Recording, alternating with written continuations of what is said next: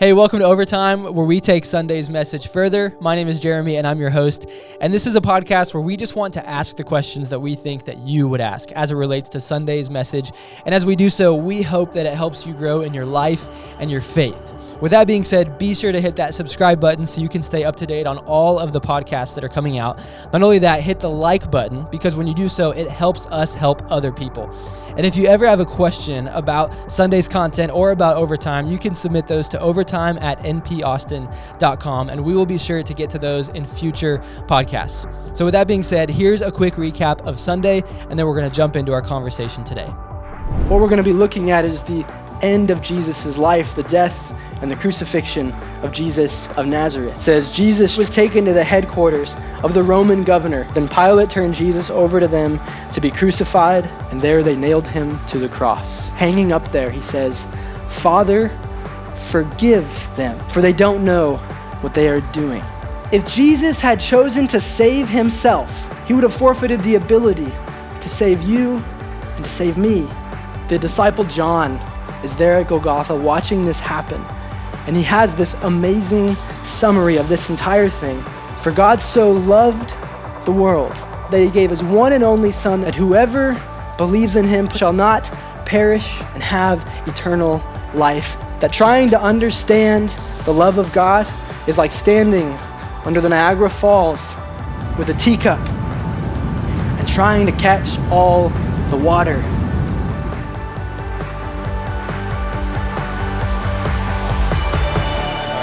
Off. We are coming into part 4 of Investigating Jesus, or coming out of, and we're going to have some good conversation today. But, normally us sports guys hanging out, we talk. He just threw himself right into that. I couldn't even keep a straight face. He means me, Josh, and that's awesome. We usually banter about sports ball things, and I provide a lot of good context to those conversations. Yeah. But today, I wanted to start off a little different. I wanted to recognize a very significant person in the room whose birthday it is. Yeah. Because today is our producer, Josh Montoya's birthday. He made a sound effect instead of hitting a button that causes. If you guys couldn't hear that, he went over there. So just wanted you to. I think of all of the sound effects that it came with, it did not come with that one, unfortunately. Dang. Yeah. I have sparkles. Would you like to hear some sparkles? That's the birthday sound effect. No more. Just the one is good. But if you guys don't know, this podcast does not happen without Josh. So Josh, we appreciate you. And it's almost hard to look across the room and make a straight face and say nice things because we are so sarcastic with each other.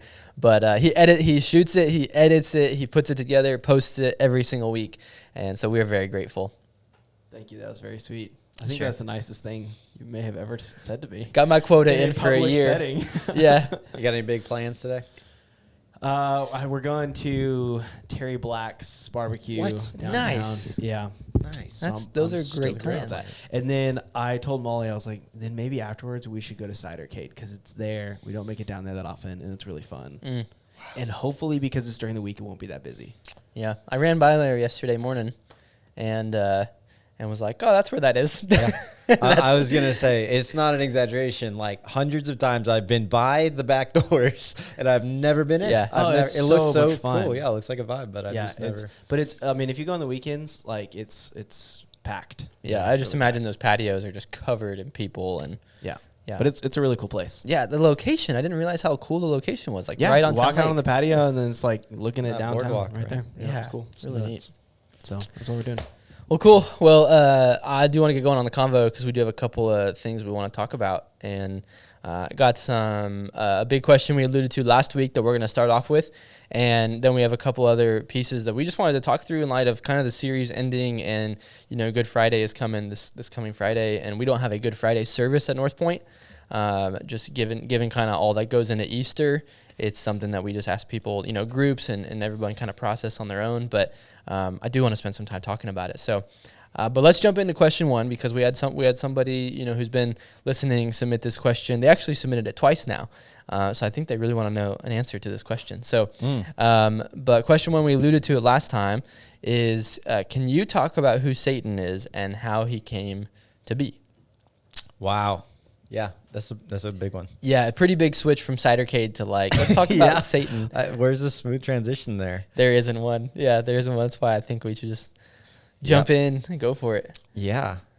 Well, dang. I mean, there's there's probably multiple approaches in terms of like what is the, is influence, or what's like the practical, or like just more, hey, theological, what does the Bible say? Where'd he come from type thing. I think it's an interesting conversation because I would be pulling the statistics out of thin air, but it's a big gap between how many people believe in God and then believe in him, which is kind of interesting. It's it's something like 92% of people believe that there is a God of some kind. Doesn't mean the Christian faith, but then I think it drops to like 40% or, something that there is a devil, that there's Satan, that he's real. So even the way like people perceive of him, there's more like, there's more mystery there. And then, but in reality, like if you're, a follower of Jesus, like if this is the faith specifically you ascribe to, it's important. C.S. Lewis has a good way of describing it of like, the worst place to be is to be like completely ignoring his influence, and to obsess over it. So it's good to have like an awareness somewhere in the middle ground, and then just kind of trust God with the rest. Yeah, I've heard Bob Goff say that sometimes he just gets too much airtime. Yeah. Yep. Well, and he doesn't get like incredible airtime in the scriptures, like in terms of just clarity. Like, obviously he's referred to quite a bit, but Isaiah is where we get some of his origins, and it's a little like maybe it's not like so clear. Is Lucifer, is that exactly who it was? And I mean, it seems like it. It's like our best understanding is he was a created being. He was an angel perhaps that ultimately like was the one who incorporated sin into the world. I mean, because he shows up in the garden having already rebelled before Adam and Eve go to the fruit of the tree. And so really, as much credit as we get them is like bringing it into humanity, he was really the one who sinned first. And so he has several different titles. We have, the Satan is actually a title, which is like the adversary. So he's the adversary of God. Devil means like deceiver. And so he's a liar. It's his native tongue. It's his language.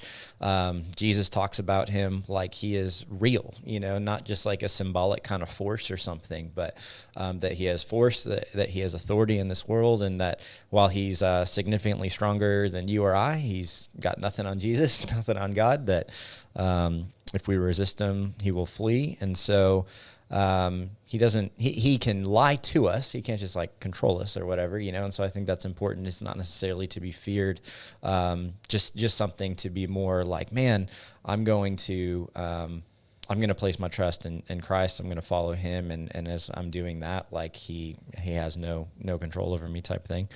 So I feel like it's a little all over. Like that wasn't the most complete, concise answer, but I do think the opposite. He's not a direct opposite of God in terms of like power or authority or anything like that. But I mean, he is the representation of evil, and he is the counter force. And his sin was pride. Like I want my own way, and that in itself is symbolic of the choice like we all have in our lives of, do I want to go my own way and do my own thing and control my own life, be my own God, if you will, whether we'd phrase it that way or not? Or do I want to submit to the authority of God? Do I want to admit it is his way and submit my life to him? And so, I mean, we could talk. There's a lot. I mean, Well, there's a couple other things that come to mind too. One, I just think when we think about the devil or Satan, or I mean, just Hollywood, TV, movies, even the show called Lucifer, like which just is comedy. Like it's a comedy, really. We got to recognize like how much our mental maps of how we view this have really been influenced by culture and, what Hollywood has portrayed and, horror movies and stuff like this. And so I think it's just good to recognize, like, none of us objectively formed an opinion about how we think about, like, demonic forces and Satan in this world. Like, in a lot of ways, we grew up seeing these movies and these things, and they would kind of form the opinion for us. And so then we go, oh, that's a fairy tale idea. That's not real. Yeah. And but then we go back and we read the words of Jesus, and again, we don't just take Jesus at his word for no reason. We do it because we believe he died on the cross and rose 3 days later, and the resurrection gives validity to everything else that he said. And he talked about Satan and took Satan very seriously in the way he approached it, which means that, if Jesus says, follow me, do what I do, watch what I do, he's saying, do the same thing. Yep. Take it seriously, but at the same time, like, don't give enough airtime to it. And so there's like the evidence for Satan would be more so based on the evidence of Jesus, I think, for someone who's coming at it just objectively, intellectually. There's something for me that's experiential that has been, since I've been a follower of Jesus, more like recognized, seen, noted. So there's the empirical and the experiential, right? And the experiential for me would just be like, a lot of people ask that question, why do bad things happen to good people? And we talk about a fallen world. And when you look at our world and you think about things like the Holocaust and genocide, and like, if you hear about this entity that is a liar, a murderer who sows these like anti-truths into people's mind that causes them to do horrible things, experientially, like the world is very broken, and you would almost say there must be something behind all of this that would cause this to happen. And then just in my own personal life, and you've experienced this too, like there are just strange coincidences that sometimes can get over spiritualized and sometimes don't get enough spiritual kind of validity to them. But there are just strange experiences, coincidences, and I'm not talking about anything weird, but it's just like things that would go like, that has a spiritual weight to it. And I can't quite empirically explain why, but man, there's something about that feels like, it almost feels like someone is trying to like break me down or something, or hit me, or get me when I'm wounded, or get me when I'm most vulnerable, or something like that. Yep. So I just think, for me, I just think that's how I tend to think about Satan a lot. Yep. And then Screw Tape Letters for me by C.S. Lewis has been a really influential just thing in how I think about Satan and how I think about demons and stuff like that. And so I actually had a wild experience listening to Screw Tape Letters, because Ashley, my brother, and I were driving to San Francisco. My brother was moving out there. He's moved back since, but I took the first shift to drive, and I think I drove for about 7 hours or something, but we left at like 2 o'clock in the morning or something. And we drove through this lightning and thunderstorm, and I listened to the book. It was like 4.5 hour listen all the way through this storm. And so I'm listening to this book about like the Screw Tape Letters, like demons and Satan and all this stuff, as I'm like gripping the steering wheel like wide-eyed, just, oh my gosh, there's lightning and thunder all around me. Like, it was a crazy experience. Sounds like a sweet time. Yeah, it was. And then they woke up and they're like, how are you doing? And I'm like, I don't know. Unwell. Yeah, unwell. I had an experience. Yeah. So anyways, I think if someone's like, man, you got to be careful, don't give it too much airtime, but at the same time, it is important. And so if someone does want more resources, I think Screw Tape Letters by C.S. Lewis is great. I think that's an awesome recommendation. Yep. Well, I hope whoever asked that question, I hope that is a helpful answer. Yeah. It's another one of those like, oh man, it's just there's hard to get to an emotionally satisfying place.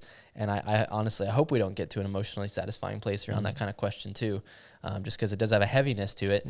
But I want to move on to something that is a little bit tied to this question, but we had just talked about beforehand, could be a little bit of a helpful tool to talk about in light of everything we've been going through with investigating Jesus, and everything in the Christian faith rises and falls on him. Who is he? Identity, liar, lunatic Lord. Like, all of these kind of have certain frameworks or things in which we can kind of hold on to. And we just want to provide another framework. It's called the classical apologetic method. And it's been used by a lot of theologians and just thinkers as they kind of work through some of the things in the scriptures and how can we know that Jesus is who we claim to be and stuff like that. And so, Jordan, you've taught about this before. We've both heard about it together, first from Andy, and then even been able to do research on our own. But can you talk about like the classical apologetic method, what it is, why it's important, and then let's work through it together a little bit. Yeah, this is one of those things that's like passed down, right? Like, I think you and I heard it in a conference from Andy Stanley for the first time, years ago, and I think he got it from Norman Geisler, who's author before him, and there's just, it's one of those things that's passed down. But when you work through it, to me, was just so helpful as a framework that sometimes I'll go back to when I'm trying to simplify things a little bit. Yeah, and has just enough handles that I think can be talked through like quickly and helpfully. But it's these like 5 steps of how you kind of arrive at the trustworthiness of the scriptures, of what Jesus had to say, And it starts with God exists. And so, again, something like 92% of people are already on board with that. Good to go. And we wouldn't argue and say because the Bible says God exists, it exists. Like we wouldn't start with that circular. We would go to all kinds of different arguments, for his existence. And so there would be historical, there would be philosophical, kind of like reasoning together and so on. We talk about the existence of something instead of nothing. We talk about the origin of life and the improbability of that. We talk about C.S. Lewis, morality, talk a lot about morality. Yeah, the problem of morality as a whole, like good and evil, and needing a moral lawgiver and some of the things that presents, the fine-tuning of the universe and just the incredible impossibilities, I would say, of the universe even existing as it does. So there are all kinds of different arguments that we would make for the existence of God and just be like, okay, what does the evidence point towards one way or the other? And really quick on that too, because one of the things we've been saying throughout the series, ironically enough, is like, that's a helpful question, but the crucial question in exploring Christianity is who is Jesus? Yeah. And so we're a little bit going back on that right now. Sure. Because there's a circular component that can happen here if we go back to, because Jesus rose from the dead. We've already been talking about that. And then now we go back to God exists, but we've said that's a helpful question. Yep. But I do think like if you are like just looking at history, looking at the gospel accounts, looking at what happened, the rise of Christianity, you look at all the evidence for the resurrection. Mm-hmm. The resurrection itself is a little bit of a, hey, God exists, because it validates everything Jesus said up until that point. And so I think that's just important to like call out for someone who's been really particular in all this, the parts of the series so far is that still is the crucial question of Christianity. Who is Jesus? We're just starting like a couple layers back and going, okay, does a God exist? And so that's kind of what the classical apologetic method approaches it with. Yep, 100%. So go to the next one. Yeah, so that then opens up the possibility that miracles are possible. And so I think the reason, well, we could be maybe quickest on that one, but the reason that's the second step of the kind of order is because it's usually the biggest hindrance to step 3, which is trusting that the Gospels are reliable accounts of historical events. So it's the concept that like, okay, if there's a God who has created everything, then the leaps of miracles recorded in the Gospels are very small leaps because the greatest miracle by far has already happened. That creation occurred, that anything exists, that you and I are having this conversation. Like if we think a God made all that, then the actions that feel unbelievable, and I get it, and you want to call it myth or legend or whatever because it feels so improbable or we haven't experienced it in our own life, it's just kind of out of order. It's like those are very small leaps compared to the big leap that, again, 92% of us have already made. That's where... if 92% of us believe that God exists, it'd be pretty irrational then to say, but miracles can't be possible. Yeah, exactly. Like those don't I believe in this incredible miracle, but not these like tiny little ones, so it just kind of... So that's the second piece. If God exists, then therefore, rationally, logically, miracles are at least a possibility. And then the third is that the gospel are reliable historical accounts. So that's like, whoa, there's this, big jump there, but it's the idea to say, okay, well, we're not talking about the whole Bible. We're not going like Old Testament. We're not even going the rest of the New Testament letters yet. Let's just talk about the events that are possible. Are those possibly historic events? And the reason that you go there is, one, how defensible. I mean, you spent a whole part on that essentially in part 1. But that also is the clearest accounts that we have of Jesus' life. And it's like, okay, now if there's not anything in there inherently contradictory, if miracles are possible, because again, from a historical, I think if you take the miracles out, I don't know that anybody even attacks those. Like, I mean, they're just so incredibly unlike anything else we have in antiquity in terms of the reliability of the scriptures and of Jesus's life. Yeah. And, we've even been making the argument, because I think it makes it even more simple, is just, did a guy named Jesus get crucified, for claiming to be God? Because even that like takes a part of the Gospels and gets even more granular to say like, why did this guy claim to be God? Why was he killed? But if the Gospels are reliable historical accounts, then Jesus rose from the dead. That's what they all claim. And if Jesus rose from the dead, then what Jesus said about the scriptures can be trusted. So that's kind of the order that we go. And you would start, if I was having a conversation with anybody who's skeptical, God existing is probably where we would ultimately start. Then therefore, hey, can we concede in that place? Miracles are possible. The Gospels are reliable historical accounts, which I won't rehash because of part 1. I would just say listen to part 1. What they claim is that Jesus rose from the dead, if that's what really happened. And we'll talk about that more this coming Sunday, actually, with Easter. Then what Jesus said about the scriptures is authoritative. Yeah. So Yeah, and it's, these feel like big jumps, but when you do begin to think about them rationally, then they feel like they don't feel as big. Right. But when you talk through them, the 5 of them, and I do think it's interesting, there do seem to be like 2 different paths almost to someone intellectually coming to believe in Jesus as their savior. One is one of the ones I already mentioned, which is they start at the resurrection, and they, I think about Lee Strobel, like his whole thing, he and if you guys don't know, did we talk about Lee Strobel on the podcast yet at all? Man, I don't feel like we. Okay, so he wrote Case for Christ. There's a movie about it now. The movie's actually really good. I'm not one to like endorse Christian movies very often, but this one is really, really good. And the book and the movie are very similar too. But his wife became a Christian. He was an atheist.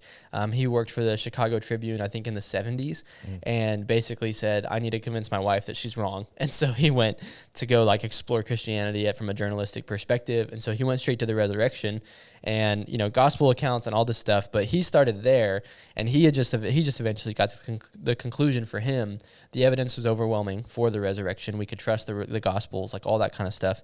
And so that's the thing that led him to believe that God exists. So that's one approach. And then the classical apologetic method is kind of another approach. Does God exist? Miracles are possible. The gospels, reliable historical accounts. That means Jesus rose from the dead. And that means what Jesus said about the scriptures can be trusted.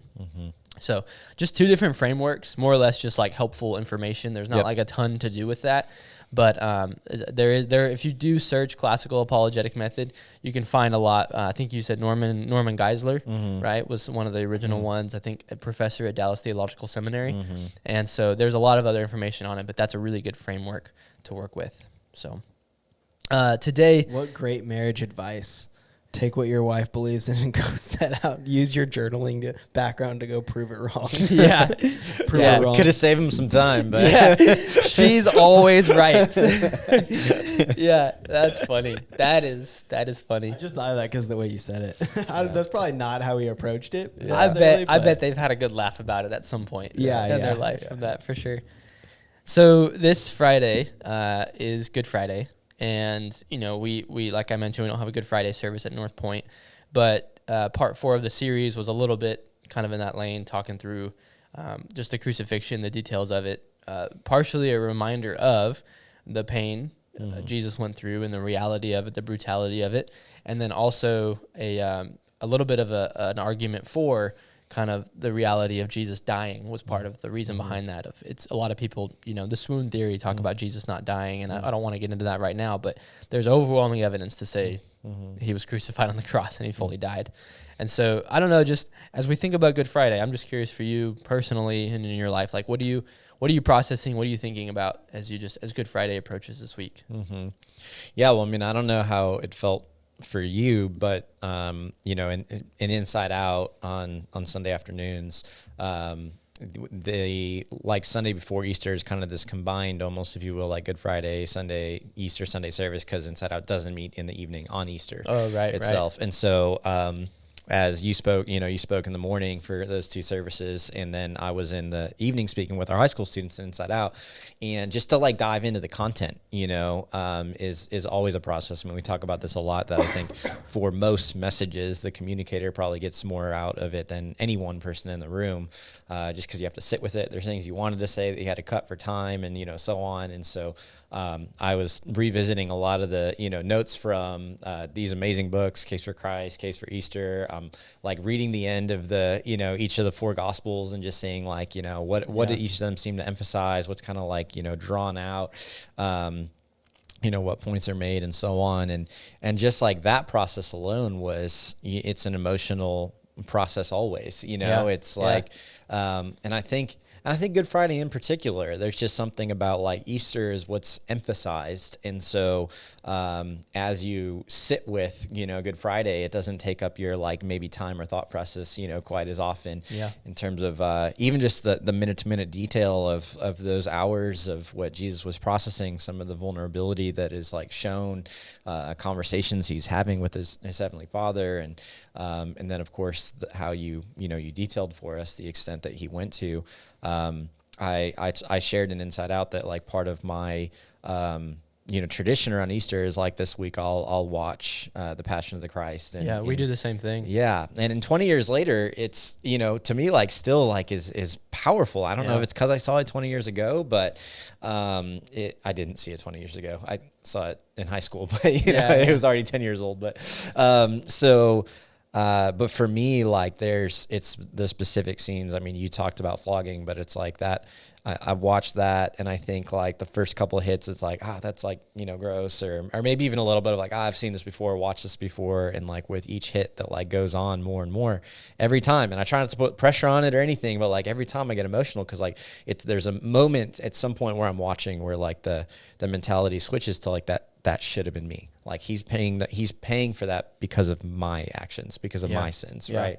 And every time like that hits me at some point, watching it, visualizing it, I think similarly, like when he falls and Mary, like his mother comes to help him back up, and he's carrying his cross. And that's like just another moment, in terms of the overwhelm, but also like processing it from Mary's perspective, and for me, it's just like, I was a little emotional on stage. I actually like showed kind of a graphic, an image from it, a still, and just was like, man, I think it should be emphasized. I don't think we have to go overkill, and I don't think we should like shame people. We have a person on our message prep team who's like, the violence, I just can't. It's not even a theological, just blood, and I get that, and so it's not like you must in order to be, but I do think it helps, take me there to understand just a degree more. I mean, it's certainly like we don't come close in fullness to understanding what really was paid at the cross, but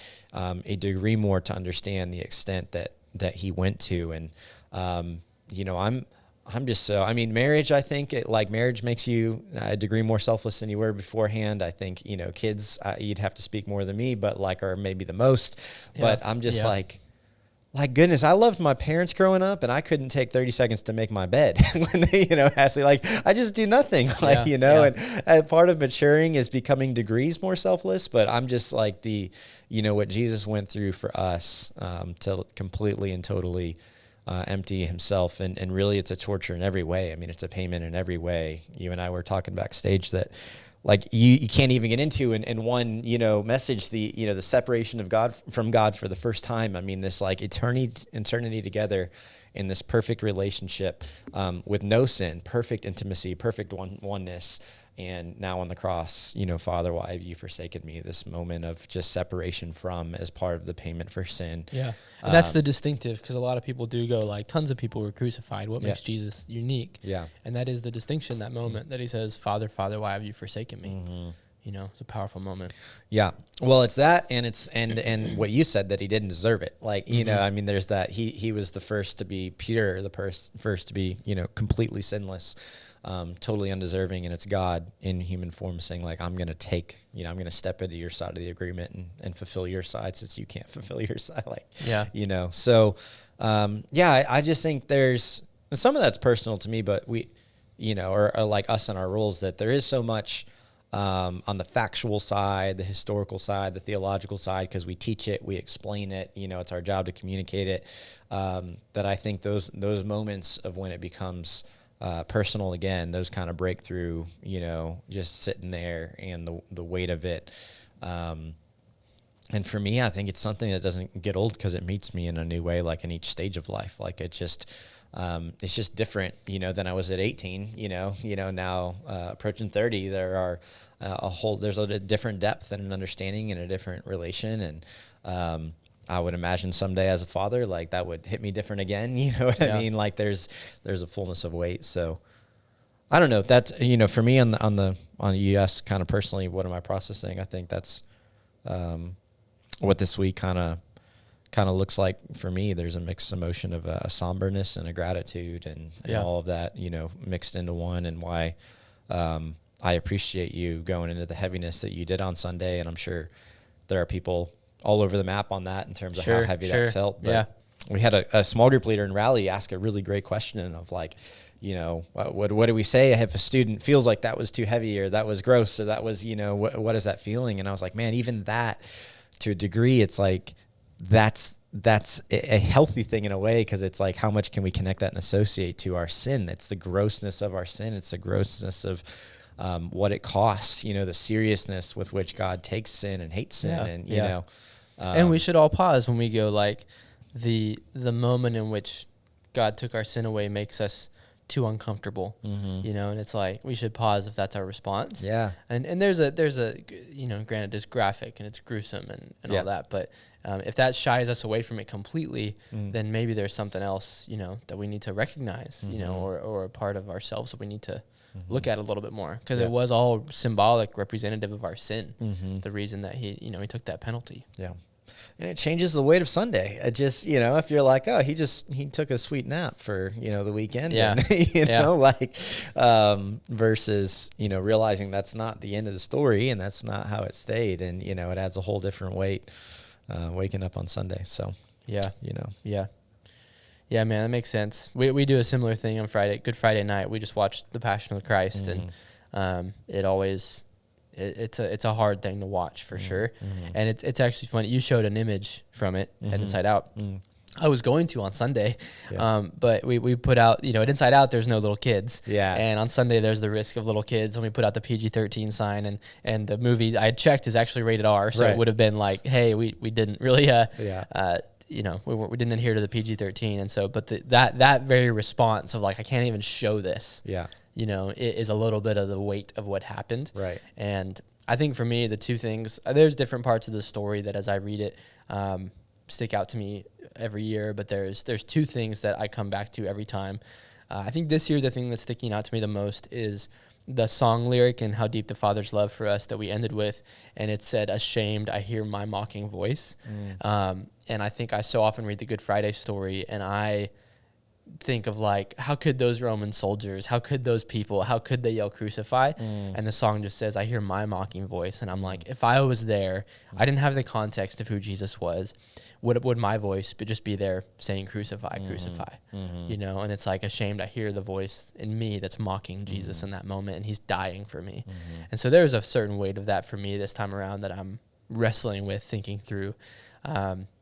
And then I always come back to the conversation that Jesus has with Pilate in the headquarters when they're talking about truth, and he's asking, are you the king of the Jews? And, Jesus isn't giving direct answers, to Pilate, because he's ultimately in his mind, he's like, I'm not going to give him a reason not to execute me. In a lot of ways is what he's doing. But then Jesus says this statement, like, all who love truth will find me. And people who look at the story of the cross, look at the story of the crucifixion, objectively, honestly, see their sin, all who love truth and see what's happening there will find me. And then Pilate is like right there, and he just says, what is truth? And then the conversation ends, and he's like, brings him back out there. And I always see that moment of just like such a moment of Jesus and humanity, of Jesus going like, if you just want what is true, you're going to find me. And how often we as people go, what is even true? And then we give up right there. Yes. You know what I mean? And so that part always sticks out to me a ton. But I think I would encourage people who are listening, watching, part of Northpoint, maybe been exploring Christianity, just to find some way to process, to take a minute for yourself. Like, and this is not dependent on the church. The church doesn't need to remind you of the cross of Jesus. Like, it's your relationship with God. Yeah. And so I think find some way, whether it's, picking a couple mornings this week where you're reading through the gospel accounts of the end of Jesus's life. Maybe it is watching the Passion of the Christ. And almost like prayerfully watching it too. Like if you watch it the same way that you watch like the new Apple show, that comes out, that's not the way to approach it. Like definitely like come through it with like a little bit more of a, I don't know, spiritual mindset. I don't know. But just more open to it. But I just think pick something to do to make sure you're intentionally not letting this really important reminder just go by, on Friday. And then we are, obviously so stoked that that's not the end of the story, and we're going to celebrate that on Saturday and Sunday, Easter. Yep. It's so funny because it's, Saturday is Silent Saturday. And we're going to be just making a ton of noise celebrating Sunday. So there's an irony to it, but it's the reality of not having enough seats in the auditorium on Sunday. So, we got to fit all the services in. So, yeah, man, those are my closing thoughts on that. Do you have anything else to add that you would share? I just think people should come this weekend, invite a friend to, I'm so excited about it. I just, we obviously have more insight into what we have planned and everything. And so I think it's going to be an incredible weekend. I think, Matt shared a little bit if you did tune in this Sunday, but I think statistically speaking, it's the most likely Sunday somebody is to accept an invite to church. And the number one reason they don't is they didn't get an invite. So it's just like that. Yeah. This is Sunday. People are really open to it. Have a feeling maybe I'll give it a shot if they just get one. So I just think to invite gives you a whole different lens as you're coming in. Saturday is going to be a lot of fun. At 4 and 5:30, we have, a lot of really cool things planned, petting zoos and hungry hippos and, food and trains and all kinds of stuff. Yeah. So Saturday, I think, especially even for the whole family, will be really cool. And then Sunday, 8:30, 10, 11:30, is going to be our Sunday services. And so, if you're listening to this after the fact, then mark your calendar for next year. Yeah. Or go watch online. You can watch on demand. That's true. Watch it back. Yeah, watch live on demand every service. Right. Yeah, and I'll just add to, I think next week we'll probably spend a little bit of time on the podcast talking about kind of some evidence for the resurrection. Mm-hmm. I don't think you're going to spend a ton of time there on Sunday, but it is an important place to go if we are investigating Jesus. So we've kind of joked that the Easter is kind of part 5 of investigating Jesus because we investigated his death. Now we're investigating the claim that he rose from the dead, 3 days later. And so I think on the podcast next week, we'll spend some time there just so you know. And I just checked. If you go to mpaustin.com/Jesus, you can still submit a question for investigating Jesus. So if you do have questions and you're a regular listener around the resurrection of Jesus, please submit those and we'll do our best to talk through those next week on the podcast. After that, we'll take down that submit a question link. But for now, we'll leave it up for you so you guys can submit any questions you have there. Awesome. Well, Jordan, thanks for the convo. Appreciate talking through it. And it was quite a journey going from Satan to Good Friday to all these different things. Man, we really are excited for everybody to come on Easter. And we will see you guys at either 4, 5:30, 8:30, 10, or 11:30. Have a great weekend.